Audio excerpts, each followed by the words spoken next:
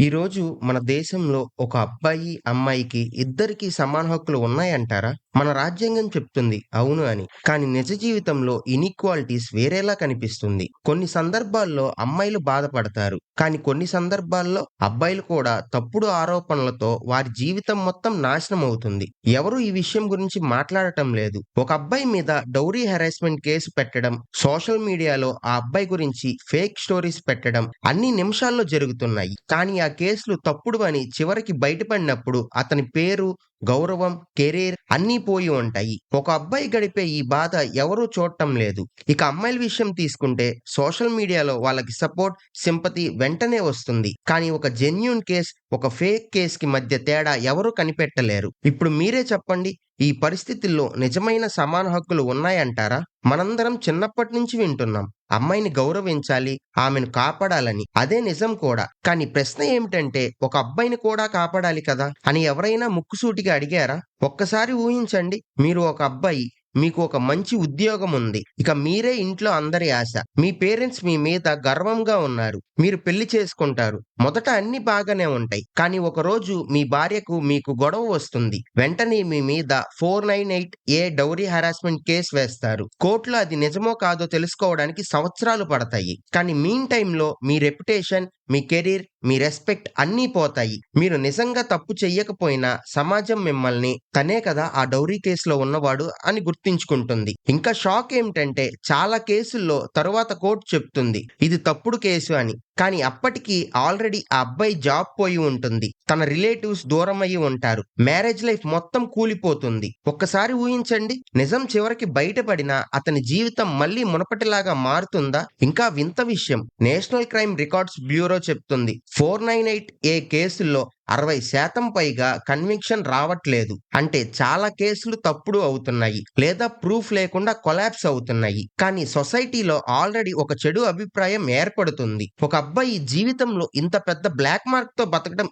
ఈజీనా? ఇదే మనం ఆలోచించాల్సింది. ఇప్పుడు మీరు అడుగుతారు, ఒక్క కేసు తప్పైతే ఇంకో జెన్యూన్ కేసులో అమ్మాయికి హెల్ప్ దొరకదా అని. అది కూడా కరెక్టే. కానీ సమస్య ఏమిటంటే ఫేక్ కేసెస్ వల్ల జెన్యూన్ విక్టిమ్స్ కూడా న్యాయం తగ్గిపోతుంది. ఎందుకంటే పోలీస్, కోర్ట్స్, సొసైటీ ఎవ్వరూ ఏ కేసుని వెంటనే నమ్మరు. ఆ నమ్మకం కోల్పోతుంది. అంటే ఒక ఫేక్ కేస్ వల్ల రెండు వైపులా నష్టం జరుగుతుంది. ఒక అబ్బాయి జీవితం నాశనం అవుతుంది. నిజంగా బాధపడిన అమ్మాయిల క్రెడిబిలిటీ కూడా డౌట్ లో పడుతుంది. ఇక్కడ ప్రశ్న వస్తుంది, అయితే సొల్యూషన్ ఏమిటి? నిజమైనది, తప్పుడు దాన్ని ఎలా గుర్తిస్తాం? ఇదే సస్పెన్స్. ఇప్పుడు ఒకసారి మనం సోషల్ మీడియా పవర్ గురించి ఆలోచిద్దాం. ఒక అమ్మాయి ఇన్‌స్టాగ్రామ్ లో, ట్విట్టర్ లో, ఫేస్‌బుక్ లో లేదా యూట్యూబ్ లో ఒక్క పోస్ట్ పెడితే ఈ అబ్బాయి నన్ను వేధించాడని ఒక్క నిమిషంలోనే వందల వేల కామెంట్స్ వస్తాయి. హ్యాష్ ట్యాగ్స్ ట్రెండ్ అవుతాయి. జస్టిస్ ఫర్ హర్ అని అందరూ షౌట్ చేస్తారు. కానీ అదే సమయంలో ఒక జెన్యూన్ అబ్బాయి ఇన్నోసెంట్ అని ప్రూవ్ చేసుకోవడానికి ఏ ఆప్షన్ ఉంది? అతను పోస్ట్ పెడితే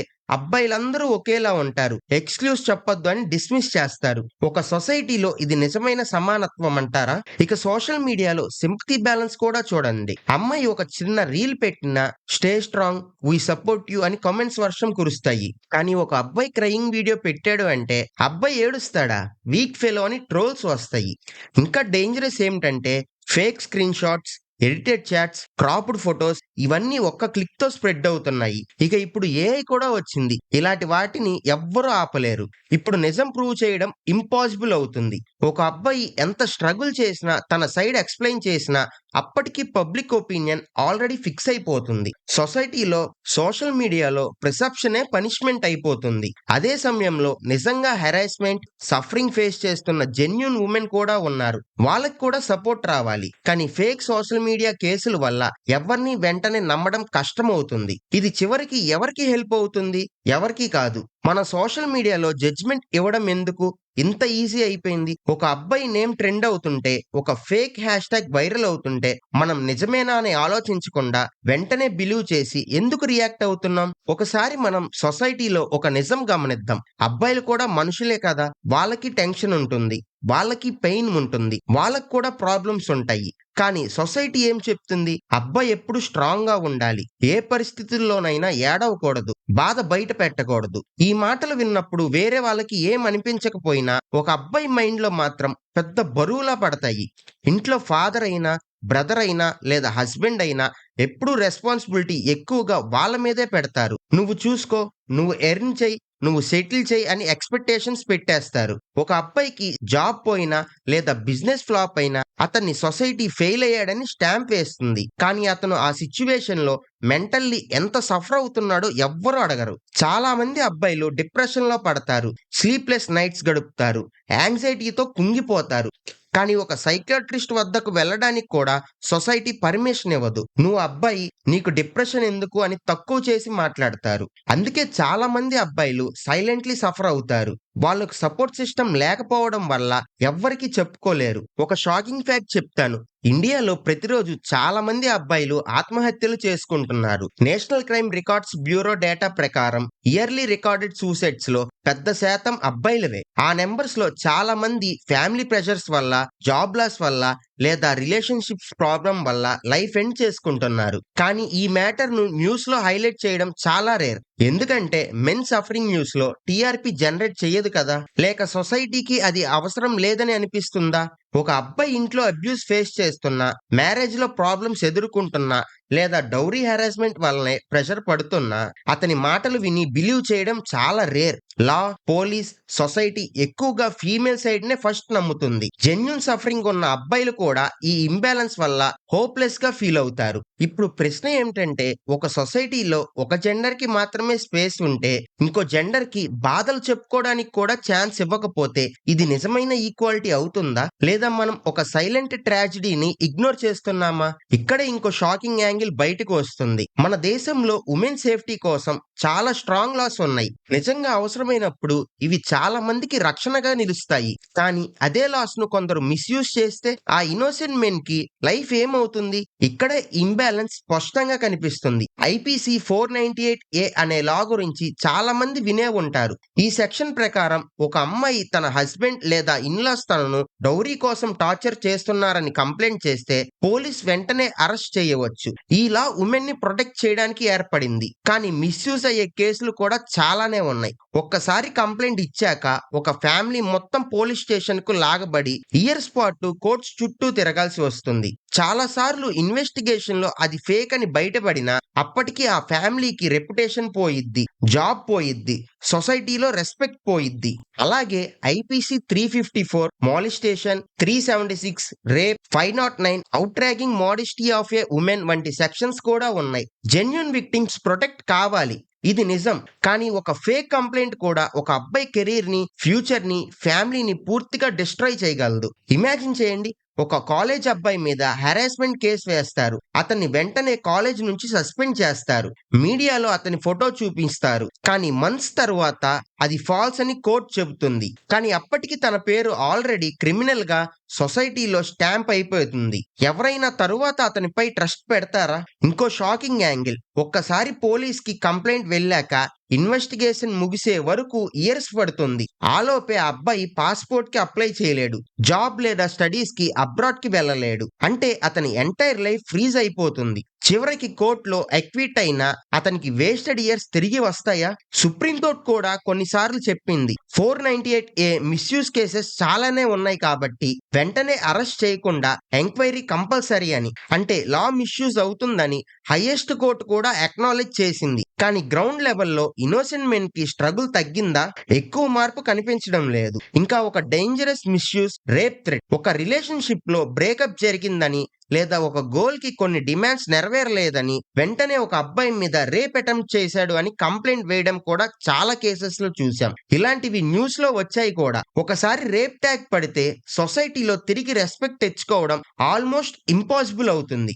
ఇంకా ఫ్యామిలీ కోర్ట్స్ లో కూడా సిచ్యువేషన్ ఈజీ కాదు. డివోర్స్ కేసెస్ లో చైల్డ్ కస్టడీలో ఎక్కువ అడ్వాంటేజ్ ఉమెన్ కి దొరుకుతుంది. చాలా జెన్యూన్ ఫాదర్స్ తమ పిల్లలను ఇయర్స్ పాటు చూడలేకపోతున్నారు. కానీ ఈ సైడ్ గురించి చాలా తక్కువ మాట్లాడతారు. ఇప్పుడు మనం ప్రశ్నించుకోవాల్సిన పాయింట్ ఏమిటంటే, ఒక లా ప్రొటెక్ట్ చేయడానికి మాత్రమే ఉంటే, అది మిస్యూజ్ అయ్యే లూప్ హోల్స్ కూడా ఉంటే సొసైటీలో బ్యాలెన్స్ ఎలా వస్తుంది? ఒక జెండర్ ని సేవ్ చేయడానికి క్రియేట్ చేసిన లా ఇంకో జెండర్ కి పనిష్మెంట్ వెపన్ అవుతుంటే ఇది నిజమైన ఈక్వాలిటీనేనా? ఇక్కడే ఇంకో షాకింగ్ రియాలిటీ మన ముందుకు వస్తుంది. లాస్ మిస్యూజ్ వల్ల ఇన్నోసెంట్ మెన్ సఫర్ అవుతుంటే అదే సమయంలో జెన్యూన్ ఉమెన్ విక్టిమ్స్ కూడా ప్రాబ్లమ్స్ పెరుగుతాయి. ఎందుకంటే ప్రతి కేసుని సొసైటీ సస్పీషియస్ గా చూడటం మొదలు పెడుతుంది. ఫేక్ కంప్లైంట్స్ వల్ల జెన్యూన్ వాయిసెస్ కూడా షాడోలో పడిపోతాయి. కానీ ఈ డీపర్ లో ఒక సస్పెన్స్ ఉంది. ఈ ఇంబ్యాలెన్స్లు మాత్రమే కాదు, సొసైటీలో ఒక ఇన్విజిబుల్ బర్డెన్ కూడా మెన్ షోల్డర్స్ మీద ఉంది. మన సొసైటీలో ఒక సైలెంట్ రూల్ ఉంది, అబ్బాయి ఎప్పుడు స్ట్రాంగ్ గా ఉండాలి.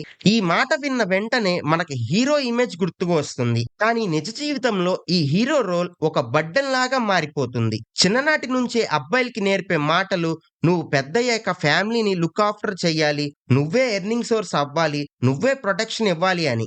ఈ ఇన్విజిబుల్ రెస్పాన్సిబిలిటీ వాళ్ళపై ఒక హ్యూజ్ ప్రెషర్ లా పెరుగుతూ ఉంటుంది. ఎందుకంటే సొసైటీలో ఒక అన్రిటన్ రూల్ ఉంది, అబ్బాయికి ప్రాబ్లమ్స్ ఉండవు, సొల్యూషన్స్ మాత్రమే ఇవ్వాలి. ఇంకా షాకింగ్ పాయింట్ ఏమిటంటే, ఒక బాయ్ మెంటల్ గా లేదా ఫైనాన్షియల్ గా ఫెయిల్ అయితే అతన్ని సపోర్ట్ చేసే సొసైటీ చాలా రేర్. కానీ ఒక గోల్ ఫెయిల్ అయితే ఫ్యామిలీస్, రిలేటివ్స్, సొసైటీ పర్వాలేదు హెల్ప్ చేద్దామని ఫార్వర్డ్ అవుతారు. ఒక జెండర్ కి సపోర్ట్, ఇంకో జెండర్ కి బర్డెన్. ఇది నిజమైన ఈక్వాలిటీనా? ఈ సైలెంట్ ఎక్స్పెక్టేషన్స్ అబ్బాయి మైండ్ లో ఒక ఇన్విజిబుల్ బర్డెన్ క్రియేట్ చేస్తాయి. వాళ్ళు బయట స్ట్రాంగ్ గా కనిపించినా లోపల యాంగ్జైటీ, ఫియర్, సెల్ఫ్ డౌట్ తో ఉంటారు. కానీ బయట అడ్మిట్ చేస్తే సొసైటీలో ఇన్సల్ట్ అవుతారనే భయం. అందుకే చాలా మంది సైలెంట్లీ సఫర్ అవుతారు. ఒక జెండర్ పై మాత్రమే సర్వైవల్, రెస్పాన్సిబిలిటీ, ఎర్నింగ్ ప్రొటెక్షన్ అనే ఇన్విజిబుల్ డ్యూటీస్ పెట్టి ఇంకో జెండర్ కి సపోర్ట్, సింపతి, ప్రొటెక్షన్ ఎక్కువగా ఇస్తే అది నిజమైన ఈక్వాలిటీయా? ఇక్కడే ఇంకో పెద్ద లేయర్ బయటకు వస్తుంది.